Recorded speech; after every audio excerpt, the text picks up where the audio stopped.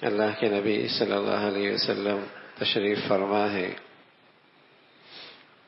کچھ صحابہ بھی موجود ہیں، تو آپ علیہ الصلوۃ والسلام فرمانے لگے کہ دنیا کی مثال آخرت کے مقابلے میں ایسی ہے جیسے تم میں سے کوئی شخص سمندر میں اپنی انگلی ڈالے اور پھر اس پر پانی کا جو حصہ لگے تو آخرت کے مقابلے میں دنیا کی اتنی حیثیت بھی نہیں۔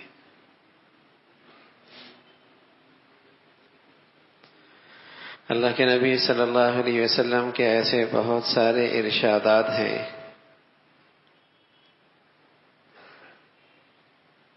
جس میں اس بات کی حقیقت کا تذکرہ ہے کہ دنیا بھی ایک حقیقت ہے، لیکن ایک زندگی جو نظروں سے اوجھل ہے اس کی حقیقت اس دنیا کی حقیقت سے بڑھیا ہے۔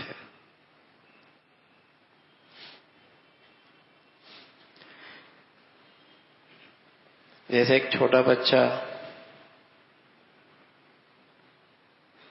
بچپن کی عمر کو جو اس کی تعلیم کا پڑھنے پڑھانے کا عمر ہوتی ہے، اگر اسے کھیل کود میں ضائع کر رہا ہو تو محبت کرنے والا، شفقت کرنے والے ماں باپ اسے سمجھاتے ہیں کہ یہ تیرا عمر کھیل کود کا نہیں ہے، تعلیم کا ہے، پڑھنے کا ہے، تاکہ تیرا مستقبل بن جائے گا۔ تو اللہ کے نبی صلی اللہ علیہ وسلم ہر ماں باپ سے بڑھ کر مہربان ہیں، اپنی امت کو سمجھاتے ہیں کہ زندگی کا یہ موسم کھیل کود کا اور غفلت کا نہیں ہے، یہ تیری مستقبل کی زندگی کی تعمیر کا سامان اکٹھا کرنے کا ہے۔ جیسے وہ چھوٹا بچہ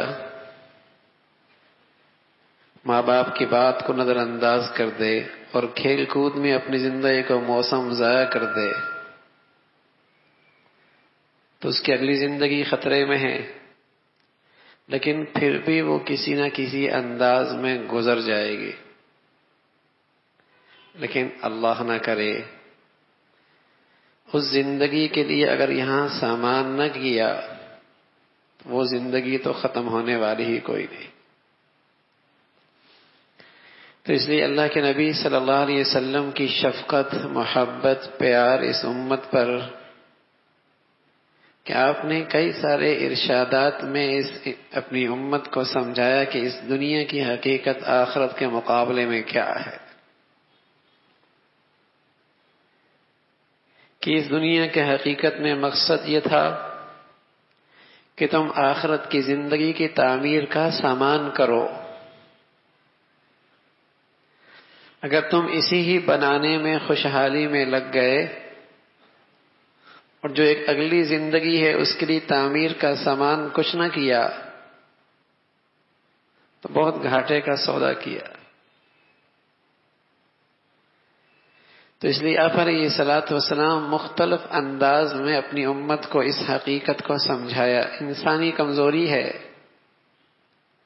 کہ جو اس کے مشاہدے میں نفع ہوتا ہے اس کے پیچھے دوڑتا ہے،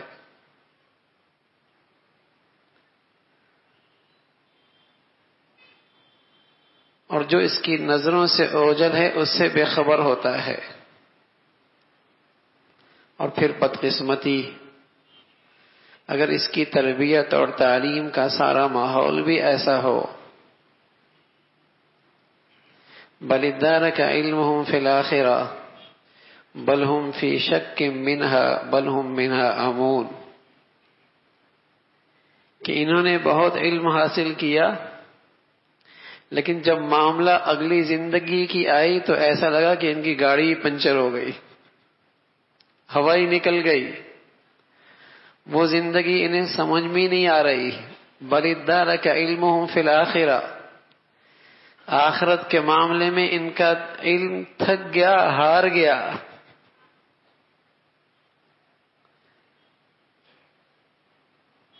یہاں انہوں نے مادیت کے نقشے کا ہر علم حاصل کر لیا، لیکن جب بات آخرت کی آئی تو یہ تھک ہار کے بیٹھ گئے، انہیں وہ زندگی سمجھ میں نہیں آ رہی. بل ہم فی شک منہا، بعض طبیعتیں ایسی ہیں جو شک میں مبتلا ہے. بل ہم منہا عمون، بعض وہ ہیں جو کہ بالکل ہی اندھے ہو گئے ہیں.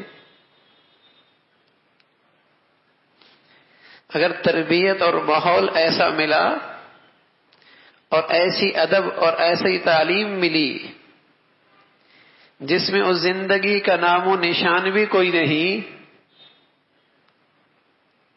تو پھر میرے عزیزوں بس اوقات مسلمان کہلانے والا بھی اس کی زندگی اور ایک کافر جو آخرت پر ایمان نہیں رکھتا، دونوں کی زندگی میں کوئی فرق نظر نہیں آتا.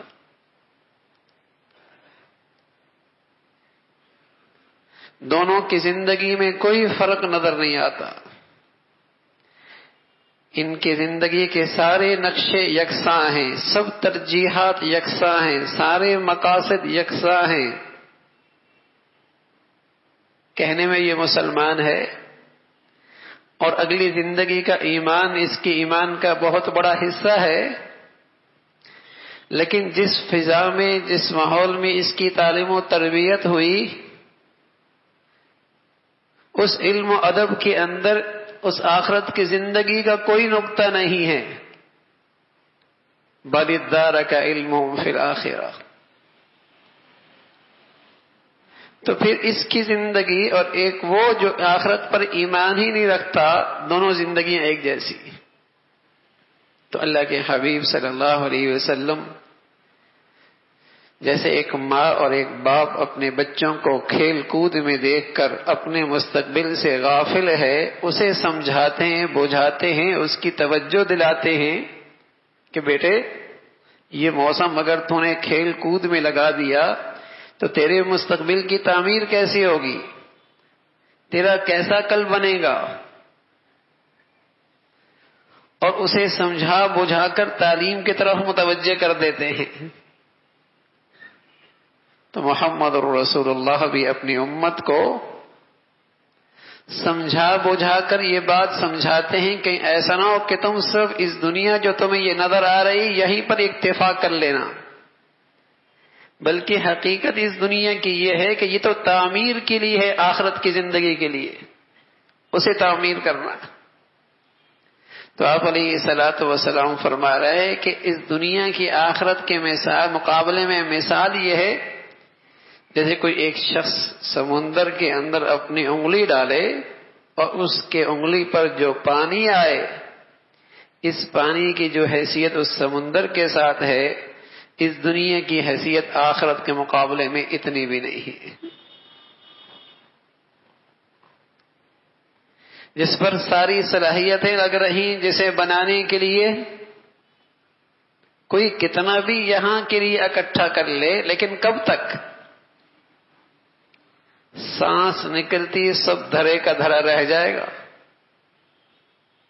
اور حضور علیہ الصلوۃ والسلام فرمایا کرتے تھے کہ قرب قیامت کی ایک نشانی یہ بھی ہے کہ موتیں اچانک ہوں گی.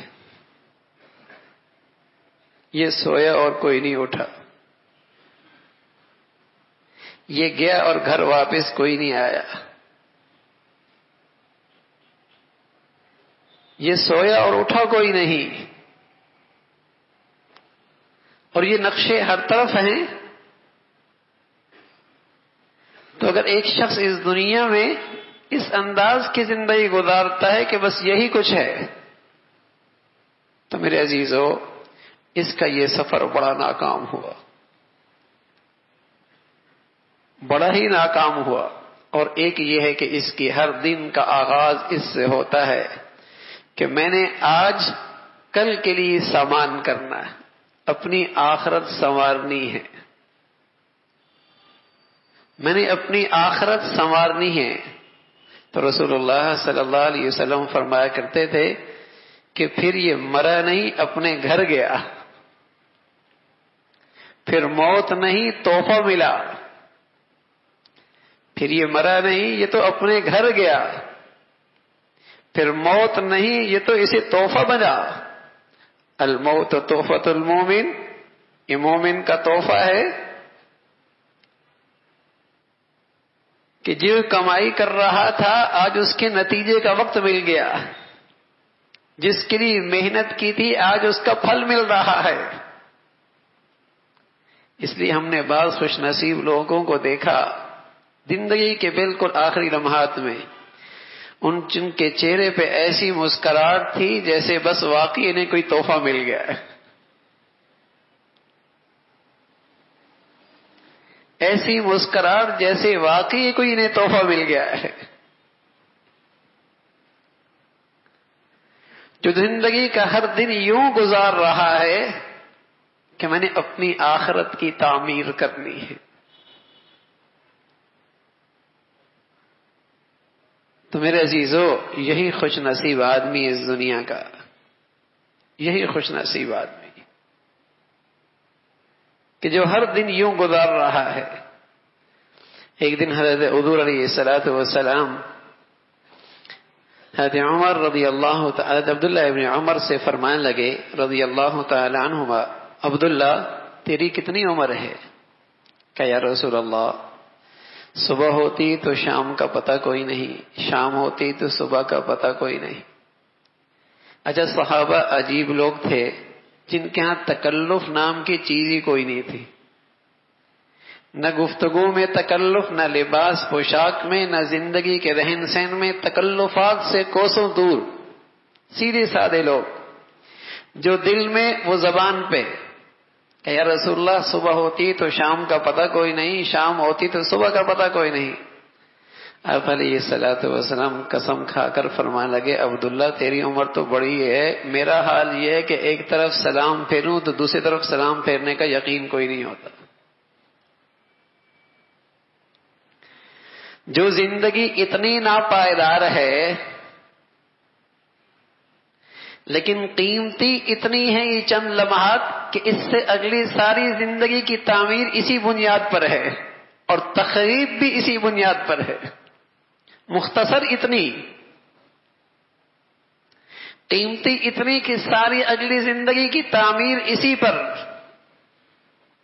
اور ضائع کر دی تو تخریب بھی اسی پر۔ تو ایک مختصر سی زندگی ہے جو اللہ کے حبیب صلی اللہ علیہ وسلم اپنی امت کو اس کی حقیقت سمجھا گئے، خیر خواہی میں، محبت میں، پیار میں۔ جیسے میں نے عرض کیا، بچوں اپنے بچپن کا موسم تعلیم تربیت کا ہوتا ہے، کھیل کود میں گزارنے لگ جائے، تعلیم سے جان چھڑائے اور پڑھنے نہ جائے تو اسے ماں باپ اسے بار بار سمجھاتے ہیں تیرا مستقبل کا مسئلہ ہے۔ تو اللہ کا حبیب صلی اللہ علیہ وسلم جو ماؤں سے زیادہ پیار کرنے والے، باپ سے زیادہ شفقت کرنے والے، نہ جانے اپنے کتنے ارشادات میں اس دنیا کی حقیقت سمجھائی کہ دیکھو یہ وقت غفلت کا نہیں ہے، تمہارے مستقبل کا مسئلہ ہے، تمہارے مستقبل کا مسئلہ ہے۔ اگر یہ وقت ضائع کر دیا تو کل کہو گے فَأَصْطَدَّقَ وَأَكُن مِّنَ الصَّالِحِينَ، تھوڑی سی مہلت بڑا نیک بن جاؤں گا، تھوڑی سی مہلت بڑا نیک بن جاؤں گا، بڑے خیرات کروں گا۔ فَأَصْطَدَّقَ وَأَكُن مِّنَ الصَّالِحِينَ وَلَن يُؤَخِّرَ اللَّهُ نَفْسًا إِذَا جَاءَ أَجَلُهَا، لیکن جب وہ گھڑی آیا کرتی ہے تو پھر واپس نہیں جایا کرتی، اور اس گھڑی کا وقت کوئی نہیں۔ دنیا میں یہ زندگی ایسی چیز ہے جس پر کوئی اعتماد نہیں، آپ ہر چیز کی گارنٹی دے سکتے ہیں کہ اتنے دن تک، لیکن انسانی زندگی کے بارے میں کوئی کچھ نہیں کہہ سکتا کب تک۔ جیسے فضا میں رکھا ایک چراغ ہو تو کوئی پتہ نہیں کون سا جھونکا اسے بجھا دے، پانی کا بلبلا کب پھٹ جائے۔ انسانی زندگی کا بلبلا کا پتہ کوئی نہیں کب پھٹ جائے، یہ زندگی کا چراغ کب بجھ جائے۔ بلکہ سورج نکلتا ہے، شام غروب ہوتا ہے، خبر دے کے جاتا ہے تمہاری زندگی کی شام ہو چکی ہے، غروب کسی وقت بھی ہو سکتا ہے، تمہاری زندگی کا سورج بھی کسی وقت غروب ہو سکتا ہے۔ لیکن وہ ایک زندگی کی حقیقت ہے، جیسے اس دنیا کی حقیقت ہے ایسی اس زندگی کی بھی ایک حقیقت ہے۔ لیکن میرے عزیزو، آج کا سب سے بڑا روگ یہ ہے کہ دنیا کی ایسی سچائی جس کا دنیا میں کسی نے انکار نہیں کیا مرنے کا، لیکن جتنی آج اس سے غفلت ہے شاید کسی سچ سے غفلت نہ ہو۔ اس لیے اللہ کریم نے فرمایا تمہارا معاشرے کا، تمہاری سوسائٹی کا سب سے بڑا روگ یہ ہے بل تؤثرون الحیات الدنیا، بل تؤثرون الحیات الدنیا، تمہارے نظروں میں سب سے بڑی چیز دنیا کی زندگی ہے۔ یہ تمہاری زندگی کا سب سے بڑا مرض، سب سے بڑا روگ ہے کہ تم اپنی زندگی کے سارے فیصلے اس دنیا کو سامنے رکھ کے کرتے ہو۔